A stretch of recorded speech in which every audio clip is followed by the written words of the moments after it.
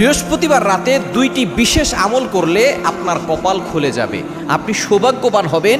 আল্লাহ পাক রব্বুল আলামিন আপনাকে অসংখ্য অগণিত নিয়ামত দান করবেন। মনে রাখবেন, বৃহস্পতিবার রাত দিন গিয়ে যে রাতটা আসে সেই রাতটাই হচ্ছে জুমার রাত। এই জুমার রাতে আপনি দুইটি আমল করবেন। এক নম্বর আমল হচ্ছে আপনি বেশি বেশি করে ইস্তেগফার করবেন, আস্তাগফিরুল্লাহ আস্তাগফিরুল্লাহ। মনে রাখবেন, ইস্তেগফারের ফজিলত কিন্তু অনেক বেশি। আল্লাহ পাক রব্বুল আলামিন নিজে বলে দিয়েছেন 29 নম্বর পারার 11 নম্বর পৃষ্ঠার 8, 9, 10 নম্বর লাইন সূরা নূহের 10, 11, 12 নম্বর আয়াতগুলোতে আল্লাহ তাআলা সুন্দর করে জানিয়ে দিয়েছেন, ফাকুলতু আস্তাগফিরু রাব্বাকুম ইন্নাহু কানা গাফফারা ইউরসিলিস সামাআ আলাইকুম মিদরারা ওয়া ইউমদিদুকুম বিআমওয়ালিন ওয়া বানিন ওয়া ইয়াজআল লাকুম জান্নাত ওয়া ইয়াজআল লাকুম আনহারা। আপনি এই জুমার দিন, জুমার রাতে আপনি আমল করতে মিস করবেন, ইস্তেগফার বেশি বেশি করবেন।